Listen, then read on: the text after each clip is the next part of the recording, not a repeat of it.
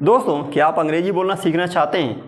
तो सबसे पहले तो आपको ये सीखना होगा कि सेंटेंस कैसे बनाते हैं, और उसके साथ साथ ये भी सीखना होगा कि सेंटेंस तो बनाते हैं लेकिन कितने प्रकार के वाक्य होते हैं, कितने प्रकार के सेंटेंस होते हैं, तब तो जाके आप बना पाएंगे।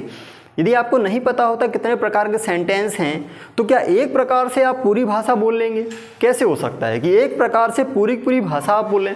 आपको प्रकार पता होना चाहिए कितने प्रकार के वाक्य होते हैं और उनके क्या नियम है बनाने के, तब जाके आप बना पाएंगे। जबकि ये बहुत छोटी सी बात है, आप एक वीडियो में समझ जाएंगे, ये हमारा विश्वास है। आप इस वीडियो को यदि अंत तक देखते हैं तो आप विश्वास करें एक बार में आप समझ जाएंगे कितने प्रकार के वाक्य होते हैं। डायरेक्ट शुरू करते हैं बिना बहुत सारी बातें किए, कितने प्रकार के सेंटेंस होते हैं और कौन कौन से बहुत इंपॉर्टेंट होते हैं। तो दोस्तों, सबसे पहला प्रकार है, बहुत आसान सी बात है, सबसे पहले प्रकार आता है सेंटेंस बोलने का सिंपल सेंटेंस। इसको एक और नाम से हम जानते हैं अफर्मेटिव।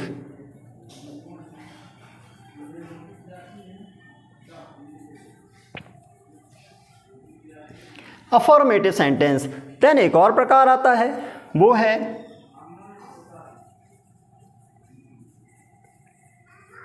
Negative sentence. और फिर एक और प्रकार है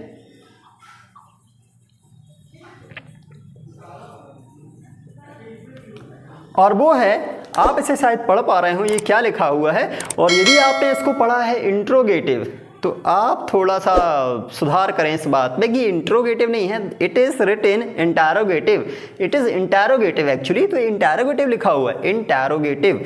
तो इंटैरोगेटिव सेंटेंस आगे हम देखेंगे क्या होते हैं। इसके बाद आते हैं कुछ और भी, जैसे कि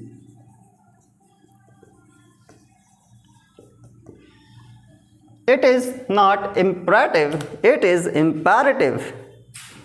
Imperative is written here, it is written imperative sentences दोस्तों।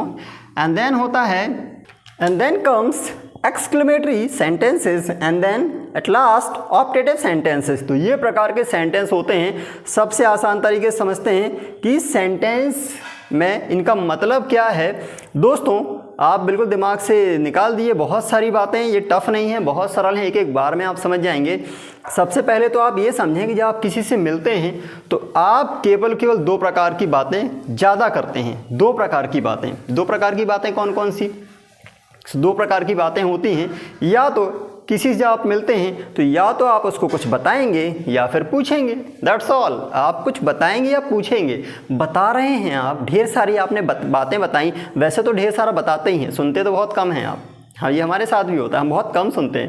तो हम या तो भाई हम तो ढेर सारा बताएंगे, 80% तो हम बता रहे होते हैं अपना कि ऐसा हुआ था, वैसा हुआ था, ये हुआ था। हम यहाँ से जब से खड़े होकर आपको लेक्चर ही तो दे रहे हैं ढेर सारा। तो जो भी हमने बात आपको बताई है वो सब सिंपल सेंटेंस में आते हैं। बताना सिंपल सेंटेंस होते हैं। अफर्मेटिव सिंपल सेंटेंस मतलब हम खड़े होकर घंटों लेक्चर दे रहे हैं, बता रहे हैं आपको, तो बताना सिंपल सेंटेंस में आता है।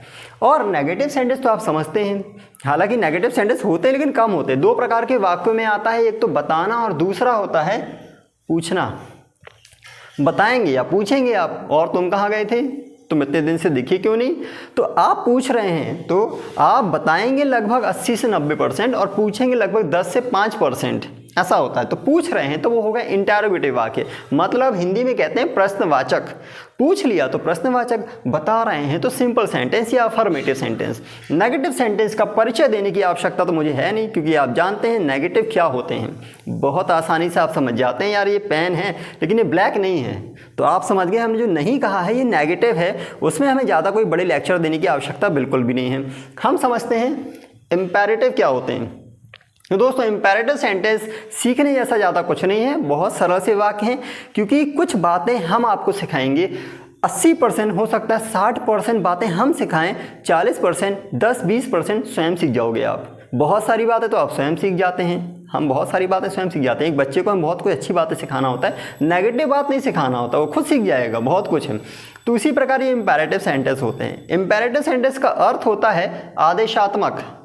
Please come here, please go there, sit down, take this. ये सारी बातें आपको सिखाने की आवश्यकता ही नहीं होगी, क्योंकि आप अंग्रेजी सीख रहे होते हैं तो बहुत सारी चीज़ें आप खुद खींच लेंगे चुंबक की तरह, वो आप समझ जाएंगे। कुछ किताबें ज़रूर हैं, आप उसको पढ़ते रहेंगे तो आपको वैसे ही बन जाएगा। और अंग्रेजी का थोड़ा माहौल तो है हमारे आसपास कि आप सीख जाएंगे। देन आता है एक्सक्लेमेटरी वाक्य, एक्सक्लेमेटरी सेंटेंसेस। इनको भी ज़्यादा कुछ नहीं सिखाना होगा आपको, क्योंकि ये लगभग 1 से 2% होते हैं। और एक्सक्लेमेटरी सेंटेंस क्या होते हैं? Wow, what a beautiful statue, oh my God. तो ये सारे वाक्य होते हैं, ये इसमें भी ज़्यादा कुछ मेहनत नहीं करनी होती। ये लगभग अनुमानित होंगे 20, 25 या 100 के आसपास, ये आप एक बार में सीख जाएंगे। 2 हफ्ते की प्रैक्टिस में आपकी जुबान पे चढ़ जाएंगे सारे वाक्य। मोस्ट इंपॉर्टेंटली आप बोलते रहते हैं वाह वाह वाह, तो ये सबको आता है। वाह, इतनी इंग्लिश तो सबको आती है। Oh my God, oh my God, what a beautiful statue, ये सबको आता है। बहुत सारी सेंटेंस आपको ऑलरेडी आते ही हैं। ऑप्टेटिव सेंटेंस में थोड़ी प्रैक्टिस करनी पड़ेगी, हालांकि ज़्यादा टफ ये भी नहीं है और बहुत कम यूज़ होते हैं, लगभग 1% इतना ही यूज़ होता है इनका।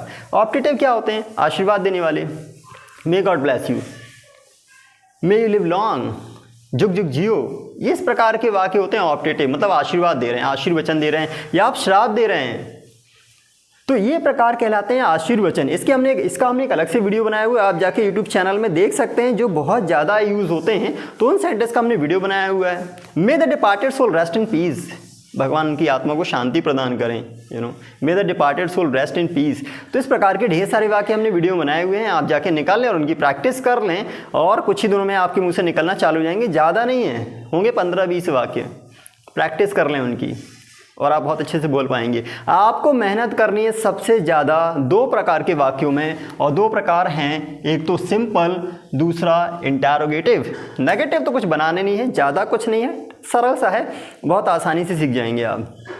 आपको इन दोनों वाक्यों में बहुत जान फूंक देनी है, कैन यू इमेजिन, बहुत मेहनत करनी पड़ेगी इसमें। हालांकि ज़्यादा नहीं है, आप हमारे साथ बने रहिए, रास्ते सरल हो जाएंगे। आपको अकेले थोड़ी जंगलों में चलना है, आपको तो हमारी कार में बैठ के आराम से मंजिल तक पहुंचना है। आप हमारे साथ बैठिए, आपको मज़े से रास्ते तक पहुंचा देंगे, आपको मंजिल तक पहुंचाएंगे हम। लेकिन आपको फॉलो भी करना होगा, हमारी कार में बैठना होगा, फॉलो करना होगा, तभी जाके हम आपको सही रास्ते से वहाँ पहुँचा पाएंगे। नहीं तो आप भटक जाएंगे, वर्षों लग जाएंगे, और आप वहीं भटक भटक के पहुँचते पहुँचते समय ज़्यादा लग जाएगा आपका। तो दोस्तों, आई होप कि आपको एक छोटा सा वीडियो समझ में आ गया होगा। और यदि आप हमारे चैनल पर नए हैं तो हमारे चैनल को जरूर सब्सक्राइब करें, लाइक करें, शेयर करें, और आगे के वीडियो जरूर देखते रहें। पिछले वीडियोस आप देख सकते हैं, कुछ ग्रामर के वीडियोस हैं। ईडियम्स जरूर याद करते रहें दोस्तों, क्योंकि ईडियम्स मतलब मुहावरे, वाक्यांश, उसमें समझाने जैसा ज़्यादा कुछ होता नहीं है, उसको रटना ही पड़ेगा, क्योंकि उनके वाक्य कुछ और होते हैं, मीनिंग कुछ और होती है, शब्द कुछ और होते हैं। एक्चुअली शब्द कुछ और होंगे, मीनिंग कुछ और होगी, तो उनको रटना ही पड़ेगा। तो उनको रट लीजिए, ज़्यादा कुछ नहीं है, 300-400 हैं। आपको बता दूं, यदि आप कुछ भी लगभग 10 की प्रैक्टिस एक दिन में करेंगे तो 1 महीने में लगभग 300 की प्रैक्टिस हो जाएगी, कैन इमेजिन। तो पढ़ते रहिए उसको। ओके, तो आगे मिलते हैं। For time being, let us finish. जय हिंद, वंदे मातरम।